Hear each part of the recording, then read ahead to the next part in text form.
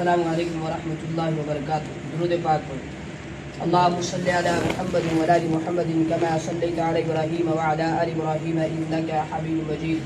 اللهم بارك على محمد وعلى آل محمد كما باركت على إبراهيم وعلى آل إبراهيم إنك حميد مجيد۔ اللهم صل على سيدنا محمد وعلى آل سيدنا محمد وأصحاب سيدنا محمد وبارك وسلم عليهم۔ إن الحمد لله نحمده ونستعينه ونستغفره ونؤمن به ونتوكل عليه ونعوذ بالله من شرور أنفسنا من سيئات أعمالنا من يهده الله فلا مضل له ومن يضلل فلا هادي له ونشهد أن لا إله إلا الله وحده لا شريك له وأشهد أن محمدا عبده ورسوله أما بعد أرسله بالحق بشيرا ونذيرا وداعيا إلى الله بإذنه وسراجا منيرا فقد قال الله تبارك وتعالى في الكلام المجيد والفرقان الحميد فأعوذ بالله من الشيطان الرجيم بسم الله الرحمن الرحيم ورفعنا لك ذكرك صدق الله العظيم وصدق رسوله النبي الكريم ونحن على ذلك لمن الشاهدين والشاكرين والحمد لله رب العالمين۔ قال النبي صلى الله عليه وسلم من احب سنتي فقد احبني ومن احبني كان معي في الجنة او كما قال عليه الصلاة والسلام۔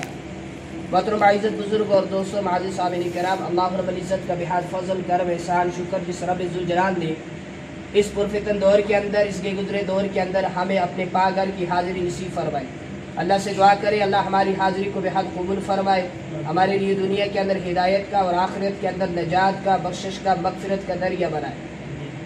جیسا کہ آپ سب اس بات سے بخوبی واقف ہیں کہ آج اسلامی مہینوں کے اعتبار سے، عربی مہینوں کے اعتبار سے یہ مہینہ ربیع الاول کا مہینہ ہے۔ ربیع عربی کا لفظ ہے اور معنی ہے بہار کے، اول کا معنی ہے پہلا، یعنی آپ صلی اللہ علیہ وسلم سے پہلے دنیا کے اندر خزاں ہی خزاں تھی۔ آپ صلی اللہ علیہ وسلم دنیا کے اندر تشریف لائے تو دنیا کے اندر ایک بہار آئی۔ خیر، آپ صلی اللہ علیہ وسلم کی آمد سے پہلے آپ نے اکثر و بیشتر اپنے مفتی صاحب سے سنا ہوگا، باقی علماء حضرات سے سنا ہوگا، کتابوں کے اندر پڑھا ہوگا کہ کیا کیا جہالت ہوا کرتی تھی، کیسے کیسے حالات تھے۔ خیر، یہ جو مہینہ ہے ربیع الاول کا، اس مہینے کے اندر آپ صلی اللہ علیہ وسلم کی ولادت ہوئی ہے، یعنی آپ صلی اللہ علیہ وسلم اس دنیا کے اندر تشریف فرما ہوئے ہیں۔ اب آپ صلی اللہ علیہ وسلم دنیا کے اندر کس تاریخ کو تشریف لائے، اس کے اندر حضرات علماء اکرام کے مختلف اقوال ہیں۔ بعض کا کہنا ہے 8 ربیع الاول کو آئے، بعض کا کہنا ہے 9 کو آئے، بعض کا کہنا ہے 10 کو آئے، بعض کا کہنا ہے 11 کو آئے، بعض کا کہنا ہے 12 کو آئے، لیکن زیادہ رائے یہ ہے کہ نبی علیہ السلام کی ولادت 9 ربیع الاول کو ہوئی ہے۔ تو خیر، جس کو بھی ہوئی، حضرات علماء کرام کے اس کے اندر اختلاف ہے، لیکن مہینہ جو تھا وہ ربیع الاول کے ہی کا مہینہ تھا کہ اس مہینے کے اندر آپ صلی اللہ علیہ وسلم اس دنیا کے اندر تشریف لائے۔ خیر، ہم نے آپ صلی اللہ علیہ وسلم کی سیرت کا مطالعہ کرنا ہے، اور آپ صلی اللہ علیہ وسلم کی سیرت کو پڑھنے کے بعد آپ صلی اللہ علیہ وسلم کے طور و طریقے جو تھے، آپ صلی اللہ علیہ وسلم کی جو سنتیں ہیں، ان کے مطابق زندگی گزارنے کی کوشش کرنی ہے۔ کیونکہ بزرگوں، دنیا کے اندر کوئی بھی انسان ایسا نہیں گزرا جس نے نبی علیہ السلام کی تعریف نہ کی ہو۔ اگر آپ کفار کو دیکھیں گے تو وہ بھی نبی علیہ السلام کی تعریف کرتے ہیں۔ نبی علیہ السلام کس نام سے مشہور تھے اس دور کے اندر؟ آپ صلی اللہ علیہ وسلم کو آمین کہتے تھے، صادق کہتے تھے، اور ان کا یہ عقیدہ تھا کہ ان سے بڑا سچا کوئی نہیں، لیکن تعریفیں کرتے تھے۔ لیکن نبی علیہ السلام کا کہنا جس نے مانا، اللہ رب العزت نے اس کو دنیا کے اندر بھی کامیاب کیا اور آخرت کے اندر بھی کامیاب کرے گا۔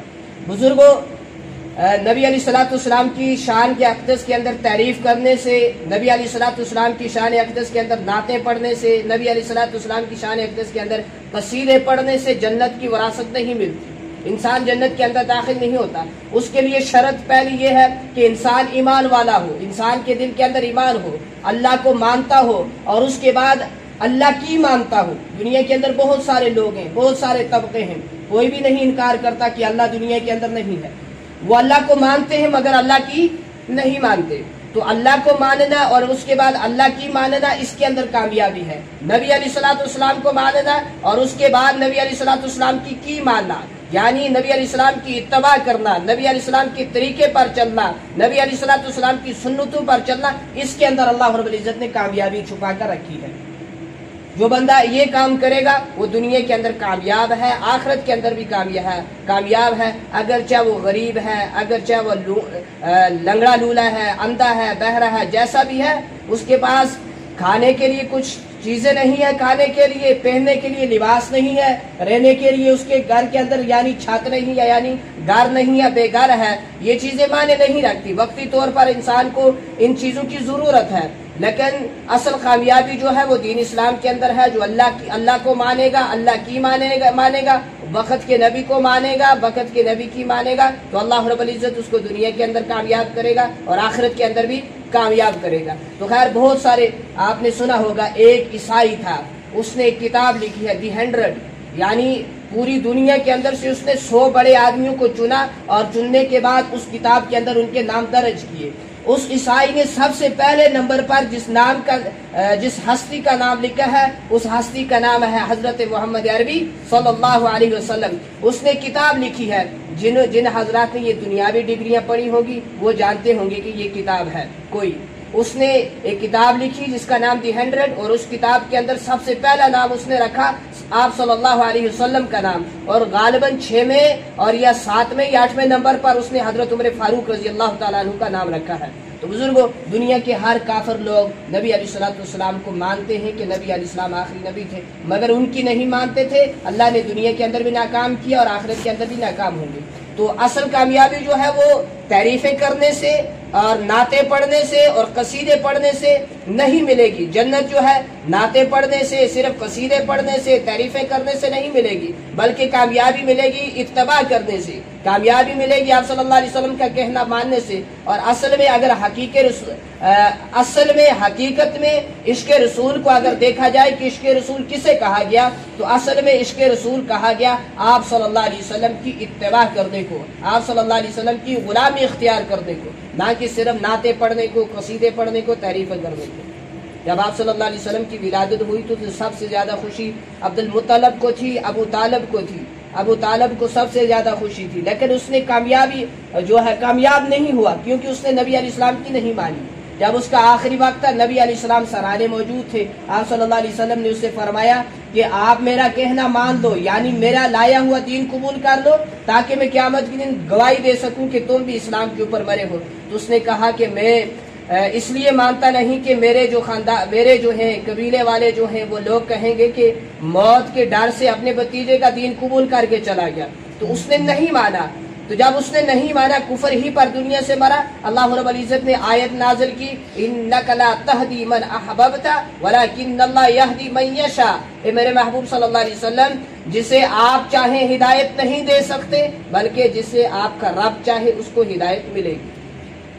تو اصل کامیابی جو ہے وہ اتباع کیا ہے۔ تو بزرگوں، سیرت پڑھنے سے اور اس کے بعد سیرت کا مطالعہ کرنے سے اس کے بعد کامیابی نہیں ہے۔ سیرت کو منایا نہیں جاتا بلکہ سیرت کو اپنایا جاتا ہے۔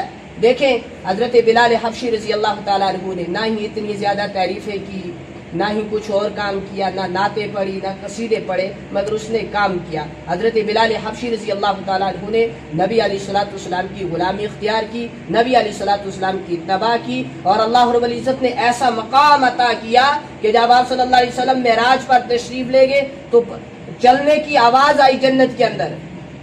تو کسی سے پوچھا یہ کون چل رہا ہے؟ کہا آپ کا غلام حضرت بلال چل رہا ہے۔ حضرت بلال حبشی رضی اللہ تعالیٰ عنہ چلتے مکہ کی گلیوں کے اندر تھے، چلنے کی آہٹ جنت کے اندر سنائی دیتی تھی۔ یہ مقام، یہ مرتبہ کیوں ملا بزرگوں؟ کہ انہوں نے ان کی اتباع کی، انہوں نے ان کے طریقوں کے مطابق زندگی گزاری اور نبی علیہ الصلوۃ والسلام کا کہنا مان کر چلے۔ اللہ رب العزت نے دنیا ہی کے اندر اتنے مقام سے نواز دیا۔ تو خیر بزرگوں، ربیع الاول کے مہینے کے اندر آپ صلی اللہ علیہ وسلم دنیا کے اندر تشریف لائے۔ ہم نے آپ صلی اللہ علیہ وسلم کے پیغام کو سمجھنا ہے، ہم نے آپ صلی اللہ علیہ وسلم کی سیرت کا مطالعہ کرنا ہے، یعنی اس کو پڑھنا ہے، اسٹڈی کرنا ہے، اور اس کے بعد نبی علیہ الصلوۃ والسلام کی سنتوں کے مطابق زندگی گزارنے کی کوشش کرنی ہے۔ اللہ ہماری دنیا بھی چمکائے گا اور آخرت بھی چمکائے گا۔ اللہ ہمیں دنیا کے اندر بھی کامیاب کرے گا، آخرت کے اندر بھی کامیاب کرے گا۔ دنیا کا ہر ایک انسان چاہتا ہے میں کامیاب ہو جاؤں، لیکن کامیابی اللہ رب العزت نے دین اسلام کے اندر اور مکمل دین اسلام کے اندر یہ نہ کہ اللہ کا حکم ہے جی مسجدوں کو چندہ دو تو ایک انسان کہے چندہ بھی دوں، اور اللہ رب العزت نے یہاں سے منع کیا کہ شراب نہیں پینی، شراب حرام ہے، تو ایک انسان چاہے کہ میں چندہ بھی دیتا رہوں اور شراب پیتا رہوں تو میں پار ہو گیا، اس کی غلط فہمی ہے، بلکہ پورا اسلام کے اندر داخل، جیسا قرآن کریم نے مطالبہ کیا، یا ایھا الذین آمنوا ادخلوا فی السلم کافہ، اے ایمان والو پورے کے پورے اسلام کے اندر داخل ہو جاؤ، سر کے بالوں سے لے کر پاؤں کے ناخنوں تک اسلام کے اندر آ جاؤ۔ عمل کس چیز کا نام ہے؟ عمل کسے کہا گیا؟ بس عمل کہا گیا اللہ کے حکم کو پورا کرنا، نبی علیہ السلام کے مبارک طریقے پر چلنا۔ عمل کہا گیا جس کام کو اللہ نے کہا کہ میرے بندو یہ کام کرو، اس کام کو کرنا، جس کام کو اللہ رب العزت نے روک دیا میرے بندو اس کام کو نہیں کرنا، اس کام کے قریب نہیں جانا، اس کام سے رک جانا، تو اسی کو تو عمل کہا گیا، یہی ہوا عمل۔ تو بزرگوں، نبی علیہ السلام کی پیدائش ربیع الاول کے مہینے کے اندر ہوئی ہے۔ آپ صلی اللہ علیہ وسلم جس سال کے اندر آئے وہ سال دوسرے سالوں سے اعلیٰ، آپ صلی اللہ علیہ وسلم جس مہینے کے اندر آئے وہ مہینہ دوسرے مہینوں سے اعلیٰ، آپ صلی اللہ علیہ وسلم جس عشرے کے اندر آئے وہ عشرہ دوسرے عشروں سے اعلیٰ، آپ صلی اللہ علیہ وسلم جس ہفتے کے اندر آئے وہ ہفتہ دوسرے ہفتوں سے اعلیٰ، آپ صلی اللہ علیہ وسلم جس دن کے اندر آئے وہ دن دوسرے دنوں سے اعلیٰ، آپ صلی اللہ علیہ وسلم اس دن کے جن گھنٹوں کے اندر تشریف لائے وہ گھنٹے دوسرے گھنٹوں سے اعلیٰ، آپ صلی اللہ علیہ وسلم ان گھنٹوں کے جن منٹوں کے اندر آئے وہ منٹ دوسرے منٹوں سے اعلیٰ، آپ صلی اللہ علیہ وسلم ان منٹوں کے جن سیکنڈوں کے اندر جن ساعتوں کے اندر دنیا کے اندر تشریف لائے وہ ساعتیں، وہ گھڑیاں، وہ لمحات دوسرے لمحات سے اعلیٰ، آپ صلی اللہ علیہ وسلم جس دور کے اندر آئے وہ دور دوسرے دوروں سے اعلیٰ، آپ صلی اللہ علیہ وسلم جس شہر کے اندر آئے وہ شہر دوسرے شہروں سے اعلیٰ، آپ صلی اللہ علیہ وسلم جس گھر کے اندر تشریف لائے وہ گھر دوسرے گھروں سے اعلیٰ، آپ صلی اللہ علیہ وسلم جس بستی کے اندر تشریف لائے وہ بستی دوسرے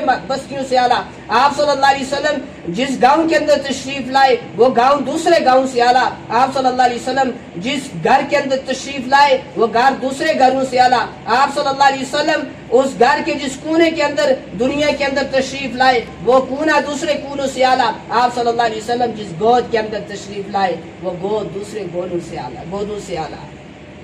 یہی معنی ہے وَرَفَعْنَا لَكَ ذِكْرَكَ، ہم نے آپ کے ذکر کو بلند کر دیا، ہم نے آپ کی بات کو، آپ کی گفتار کو، آپ کے کردار کو، آپ کے کریکٹر کو بلند کر دیا۔ صرف آپ ہی کے کریکٹر کو، آپ کے ذکر کو بلند نہیں کیا، جو آپ سے ملتا گیا، جس کی نسبت آپ سے بنتی گئی ہم نے اس کو بلند کیا۔ حضرت ابو بکر صرف پہلے ابو بکر تھے، نبی علیہ السلام کے ساتھ ملے، نسبت جڑی، صدیق بنے۔ عمر پہلے قاتل تھے، نبی علیہ السلام کے ساتھ ملے، عادل بنے۔ حضرت عثمان غنی صرف عثمان غنی تھے، نبی علیہ السلام کے ساتھ نسبت جڑی، ذوالنورین بنے۔ حضرت علی صرف حضرت علی تھے، نبی علیہ السلام کے ساتھ ملے، کرم اللہ وجہہ بنے۔ اسی طریقے سے جو نبی علیہ السلام کے ساتھ جڑتا گیا، جس کی نسبت جڑتی گئی، اللہ رب العزت نے اس کو بھی بلند کیا۔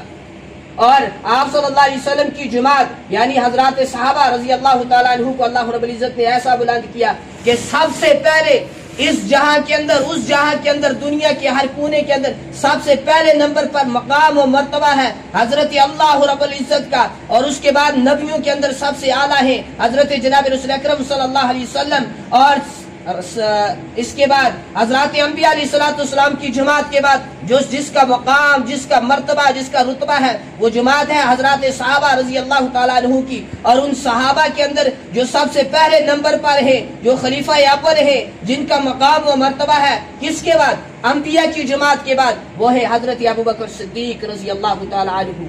اس کے بعد نمبر ہے حضرت عمر فاروق کا، پھر نمبر ہے حضرت عثمان غنی کا، پھر نمبر ہے حضرت علی کرم اللہ وجہہ کا، اس کے بعد باقی صحابہ کا۔ اور اللہ رب العزت نے آپ صلی اللہ علیہ وسلم کی جماعت یعنی حضرات صحابہ کو بھی ایسا بلند کیا، قیامت کی صبح تک کوئی کتب، کوئی ابدال، کوئی پیر، کوئی مفتی، کوئی عالم، کوئی حافظ، کوئی نمازی، کوئی غازی، کوئی بڑے سے بڑا متقی حضرات صحابہ، پورے صحابہ نہیں، کسی ایک صحابی کی پاؤں کے جوتوں کی خاک کے برابر بھی نہیں ہو سکتا۔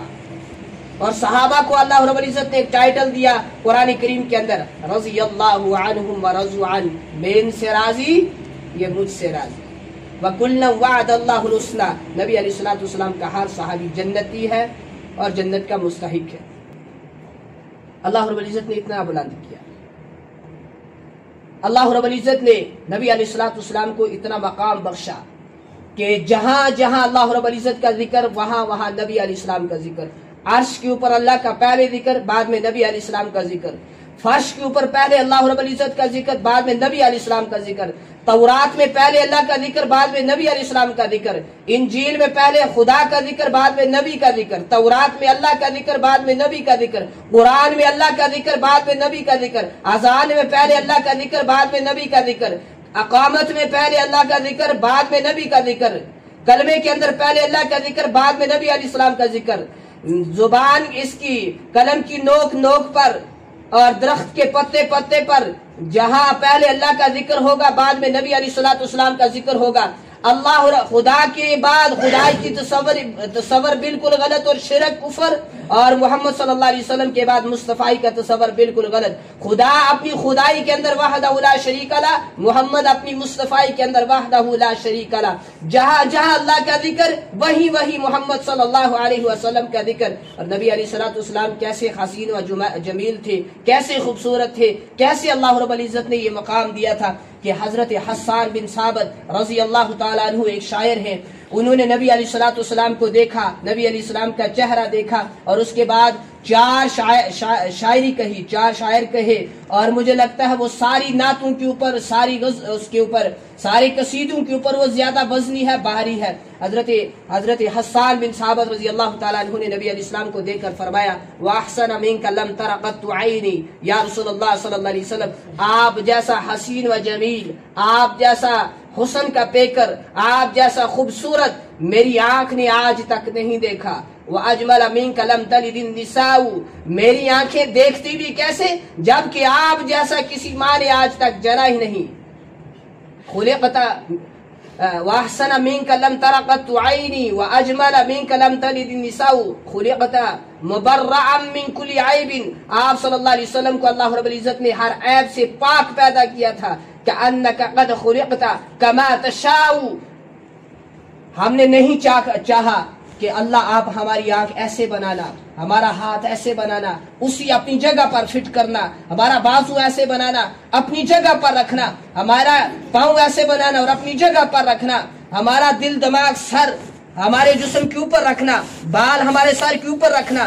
یہ ہم نے نہیں سوچا تھا اور نہ ہی درخواست کی تھی، نہ ہی خیال کیا تھا. اللہ نے جیسا چاہا اسی سانچے کے اندر ہمیں بنا دیا. لیکن حضرت حسان بن ثابت فرماتے ہیں كَأَنَّكَ قَدْ خُلِقْتَ كَمَا تَشَاءُ. آپ کے بارے میں ایسا لگتا ہے کہ جیسے آپ چاہتے تھے ویسا ہی اللہ نے آپ کو پیدا کیا ہے، ویسا ہی اللہ رب العزت نے آپ کو پیدا کیا ہے. کتنے خوبصورت تھے، کتنے حسین و جمیل تھے کہ حضرت جابر بن سمرہ ایک صحابی ہے رضی اللہ تعالیٰ عنہ، وہ فرماتے ہیں کہ میں کبھی آسمان کے اوپر 14ویں رات کے چاند کو دیکھتا اور کبھی نبی علیہ السلام کے چہرے انور کو دیکھتا. حضرت جابر بن سمرہ رضی اللہ تعالیٰ عنہ فرماتے ہیں مجھے پیدا کرنے والے کی قسم، مجھے عرش والے چاند سے زیادہ فرش والا چاند زیادہ خوبصورت لگتا ہے. ایسے حسین و جمیل. دیکھیں گرمیوں کا موسم ہے، دھوپ ہے، ہم دھوپ کے اندر نکلیں گے، ہمارے جسم سے ظاہر سی بات ہے پسینہ آئے گا، اور پھر ہمارے جسم کے اوپر سے جو پسینہ نکلے گا وہ بدبو مارے گا. بدبو آتی ہے کہ نا جی، پسینہ آئی تھی بات. ہر ایک کا خیال ہوتا ہے میں کب جاؤں پانی کے نیچے نہا لوں، پسینہ ختم ہو جائے، بدبو دور ہو جائے. لیکن قربان جائے آپ صلی اللہ علیہ وسلم پر، آپ صلی اللہ علیہ وسلم کو پسینہ آتا تھا، اس سے خوشبو مہکتی تھی، اس سے خوشبو پھیلتی تھی. صحابہ رضی اللہ تعالیٰ عنہ پہچان جاتے تھے کہ اس رستے سے حضرت محمد عربی صلی اللہ علیہ وسلم کا گزر ہوا ہے، کیونکہ جس رستے سے نبی علیہ السلام گزرتے تھے اس رستے سے خوشبو آیا کرتی تھی، اس پورے رستے کے اندر مہک ہی مہک پھیلتی تھی. بس اوقات اسی پہاڑی بھی آکتے نا، مطلب کسا جگہ کوئی جانور مریادہ پیاد ہوتا ہے، وہ مریاد ہوتا ہے تاسا سو چاہ کر کوئی کسیاں بے دندی بے پھینکیا ہوتا ہے، اتو کیا آندھی ہے جی؟ گندی بدبو آندھی ہے. اسی سیدھے سادے لوگ اسی آدھی ہے گندی مشک آندھی ہے. گندی کیا آندھی ہے؟ مشک گندی، حتیٰ کہ مشک ہوئی مشک ہوئی خوشبو، بدبو ہوئی بدبو. ایسا ہوتا آکھنا بدبو آندھی ہے جی یا باس آندھی ہے جی، برا سی آدھی ہے گندی مشک آندھی ہے. مشک گندی ہوندی ہی دی، ٹھیک ہے نا. اسی مشک کو بھی بدبو آپ چھوڑ دیا، بدبو کو بھی خوشبو آپ چھوڑ دیا. अस वो आखड़ा गंदी बदबू आती है, गंदी स्मेल आती है, अस याद गंदी मुशक आती है, मुशक गंदी होती। समझ की बात है। जब हम स्कूलों के अंदर हुआ करते थे तो हमारे साथी कहा करते थे पिग का नाम मत लो, सुअर का नाम मत लो, क्यों ना लो, 40 दिन जुबान गंदी होती है। इल्म की कमी थी, किसी को पता नहीं था यार। अगर इसका नाम, सुअर का नाम लेने से, खंजीर का नाम लेने से जुबान गंदी होती हो तो अल्लाह रब्बुल इज्जत कुरान के अंदर क्यों ये इसका जिक्र करता? फिर नौज़ुबिल्लाह कुरान इंसान पढ़ता तो जुबान गंदी होगी ना। ये अपने से बनी हुई बातें हैं, मनगढ़ंत बातें हैं जिनका हकीकत के साथ कोई ताल्लुक नहीं है। तो खैर बुजुर्गों, नबी अलैहिस्सलातु हमने सुबह शाम कुरान करीम की तिलावत करना। देखें माशाल्लाह हमारी इस मजलिस के अंदर और हर जगह बुजुर्ग भी होते हैं, सफेद रेश होते हैं। आपने तजर्बा किया होगा, जो बरकत पहले आपके जमाने के अंदर हुआ करती थी वो आज नहीं है। जमीनें वही है मगर वो बरकतें वही नहीं है। पहले आपने खुद बरकतें देखी थी, इतना हुआ करता था, इतना बाहर से कुछ चीज खरीदने की जरूरत नहीं पड़ती थी। इसकी वजह क्या थी बुजुर्गों? इसकी वजह ये थी कि हमारे वो बड़े अल्लाह का शुक्र करते थे, शुक्री करते थे, अल्लाह का शुक्र अदा करते थे। आज क्या दौर, आज क्या सिस्टम है? मान कर चलो एक घर के अंदर मेहमान आ गए, उस घर की खवातीन को उनके लिए चाय बनानी है। मैं मिसाल दे रहा हूँ, जाहिर सी बात है चाय के अंदर दूध डालना है। मानकर चलो उसने तलाश किया, घर के अंदर दूध नहीं है और कोड़ा तो बड़ा का जाहिर सी गल मेहमान आगा तरसी ने दूध भाई आदि चाह तरसी। उसने दूध तलाश करना शुरू किया। उसने अपने घर से कप उठाया, मैं मिसाल दे रहा हूँ, कप उठाया, प्याला उठाया, अपने हमसाए पर चली गई। उससे जाकर उस औरत से कहा, बहन मुझे एक कप दूध उधार दे दो, मैं आपको वापस करूँ। ये उधार का सिस्टम पहले हुआ करता था। आप मुझे थोड़ा सा दे दो दूध, कप दे दो या गिलास दे दो, तो मेरे पास जब आएगा मैं आपकी अमानत आपको उधार वापस करूँ। वो औरत आगे से क्या जवाब देती है? खंजीर हमारी गाय तला 1 फुट का। ठीक है, ये गल है, खंजीर हमारी गाय तला 1 फुट का। अगर उस कुड़ी उस गाय के दूधा को खंजीर आखिया तो वही दूध पीते गेंदा या नहीं पीते गेंदा? वही पीते गेंदा ना चाह बेचबा का। अच्छा ओके जी, उससे आखे ना लो खंजीर नहीं बनया कि दूध हराम हो गया, ऐसी गल नहीं। बड़ा आखे का मकसद है कि उस कुड़ी नाशुक्री की थी। अच्छा फिर उस कुड़ी दी गां कसा जगह ओखे जगह चर दिया सी तो रोड का मार गई तो उही कुड़ी जिसने दुनिया कुड़ियां दा बेच का ना रोंदी है। मतलब जाहिर गल है दुख लगदा कि इन्नी कुड़ियां इसते घर दी मेहनत करदी। ओ कुड़ी दुनिया कुड़ियों पता क्या दी है? 5 किलो सुबह दे दिया सी तो 5 किलो शामी। वो था उस कुड़ियों क्या किया? खंजीर 1 फुट का। ये था क्या दी है? बड़ी गां बड़ी कीमती सी जी, बड़ी असला सी जी, 5 किलो सुबह तो 5 किलो शामी दे दिया। आखिर का मकसद ये है कि नाशुक्री है। और अगर आप इस्लाम को पढ़ेंगे, स्टडी करेंगे, मुताला करेंगे तो आपके सामने एक चीज आई। इस्लाम के अंदर सबसे पहली तलाक जो हुई है नाशुक्री की बिना पर हुई है। तो ये नाशुक्री, जब नाशुक्री हुई तो अल्लाह रब्बुल इज्जत ने अल्लाह अगर देना जानता है तो छीनना भी जानता है। अगर वो देना जानता है तो छीनना भी जानता है। एक बुजुर्ग रहमतुल्लाह अलैह से किसी ने कहा, हजरत क्या हाल है? उसकी बल खैर पूछी, हजरत क्या हाल है? उस आखिया जी अल्लाह की नियामत खा खा खा खा का दंद खत्म हो गया तो जुबान ना शुक्री थी बाज नहीं आती। ये गल है बुजुर्गो, हर एक से दंद खत्म हो गया लेकिन फिर भी जुबान से अल्लाह ताला की नाशुक्री निकलती है। नियामत खा खा का दंद से खत्म। हर एक इंसान के दंदा में सुराख होए दिन कीड़ा बढ़िया है, जुबान दंद बिल्कुल खत्म। तुसा तजर्बा किया उसी कसा वेले तुसी कबर खोलदे हो तो पहली मैयत दियां हड्डियां निकलदियां। बहुत सारे बुजुर्ग अस्ते उठा देखिया कि दंद बिल्कुल सलामत आए वापस। इन्ने साल हो गए मरे दिया लेकिन दंद बिल्कुल सलामत निकले। लेकिन अज आले हर निके दे बच्चे की भी शिकायत हमारे दंदों दर्द है। मतलब ये कि असी नियामत बहुत खांदे हैं लेकिन जुबान थी फिर भी नाशुक्री कर दे कि अल्लाह सो के दिता है, अल्लाह सोना सो के दिता है। जिन्हें भी 3 बार खाने, सुबह चाह, त्याड़ी पाक, शामी फिर चाह, फिर राती फिर पाक। उसके बावजूद भी सिल्टियां का जमाना है, इस वे सिल्टियां खाने, त्रिड़ियां का दौर वो खाने, बाकी फल फ्रूट खाने, लेकिन फिर भी ऐसी आदि कि अल्लाह सो के दिता है। इन्हें शुक्री ना तक। तो पहले लोग बुजुर्गों के अंदर शुक्र होता सा, अल्लाह का शुक्र अदा करते थे, फिर अल्लाह उस चीज के अंदर बरकतें ही बरकतें उनको देता था। आज घर के जितने भी अफराद है, मर्द, किसी घर के अंदर 5 मर्द हैं, वल्लाह मैं मेरे रसूल से कहता हूँ 5 के 5 कमाते हैं, लेकिन शाम को सोचते हैं कहाँ चला गया। پہلے دور کے اندر ہمارے بڑے جو ہمارے والد ہوا کرتے، جو بزرگ دادا ہوا کرتے، ایک ہی کماتا تھا، گھر کے سب حضرات کھاتے تھے اور پھر بھی بچ جاتا تھا۔ آج 5 کماتے ہیں، سمجھ نہیں آتی کہاں جاتا ہے، کوئی بلایا کرا بھی کوئی جنت لی کھا گئی ہے، پتہ نہیں گیا کو۔ اس پیچھے وجہ یہ ہے اسی نہ شکریہ، اسی اللہ دی نعمت تا شکر نہ کر دے، پھر اس دینا جاندا تو کھسنا بھی جاندا، پھر جس لئے وہ رسی کی چھکتا ہے، پھر جس لئے اللہ تعالیٰ دی لاٹھی برستی ہے، وہ بے آواز ہوندی ہے۔ انسان کا سوالے گناہ کر کا سوچتا ہے جی میں بڑا انٹیلیجنٹ آسا، بڑا عقلمند آسا، جی میں بڑا طاقتور آسا، جی میں بچ گیا، بچیا وہ نہیں، اس لیے اللہ تعالیٰ مہلت دیتی دی ہے، جس لیے وہ رسی چھکتا تو انسان اندے منہ چڑھتا ہے۔ خیر بزرگوں، ہم نے نبی علیہ السلام کی سیرت کو پڑھنا ہے، اور میں جہاں بھی کہیں مجھے موقع ملتا ہے بزرگوں میں ہاتھ جوڑ جوڑ کے کہا کرتا ہوں صبح شام قرآن کریم کی تلاوت کریں، اور وقت اس کے بغیر جو وقت بچتا ہے اس کو نکال کر نبی علیہ السلام کی سیرت کا مطالعہ کریں، پھر ہمارے سامنے ساری چیزیں کھل کر آئیں گی، ہمارے پاس ہمیں ایک سبق ملے گا۔ نبی علیہ السلام کی زندگی کا اگر آپ پہلو کو دیکھیں تو 2 چیزوں پر سمجھ لو مشتمل۔ نبی علیہ السلام نے یہ سبق دیا امت کو، یہ درس دیا امت کو، آنے والے انسانوں کو، کہ اگر کچھ چیز تمہیں مل جائے، کچھ نعمت اللہ کی طرف سے میسر آ جائے تو تم اللہ کا شکر ادا کرو، اور یہ بھی سبق دیا کہ اگر کچھ چیز تمہیں نہ ملے تو تم اس کے اوپر صبر کرو، صبر کا دامن ہاتھ سے جانے نہ دو۔ تو بزرگوں وقت کم ہے، نبی علیہ السلام کی سیرت کے متعلق بہت ساری باتیں کرنی تھی لیکن وقت کم ہے، تو آپ سے یہی گزارش ہے، نہ کہنا مقصد نہ سننا مقصد، مقصد ہے عمل کرنا۔ میں آپ کو سیدھی سادی سی ایک مثال دوں گا، دیہاتی ایک مثال، پھر انشاءاللہ ہم بات کو ختم کریں گے۔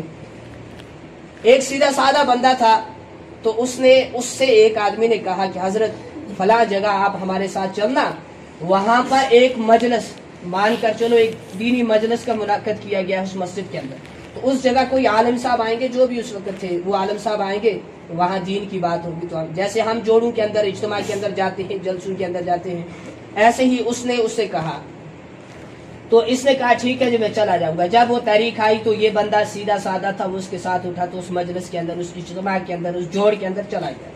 وہاں پر جو عالم صاحب آئے تھے انہوں نے اس وقت اس مسئلے پر گفتگو کی کہ انسان کسی سخت زمین کے اوپر پیشاب کرتا ہے، جس کی چھینٹیں اٹھ کر انسان کے کپڑوں کے اوپر، انسان کے جسم کے اوپر پڑتی ہیں، جس کی وجہ سے آپ سے حدیث سنی ہوگی اکثر و بیشتر قبر عذاب ہوتا ہے، اس وجہ سے ان چینٹوں سے اپنے آپ کو نہ بچانے کی وجہ سے۔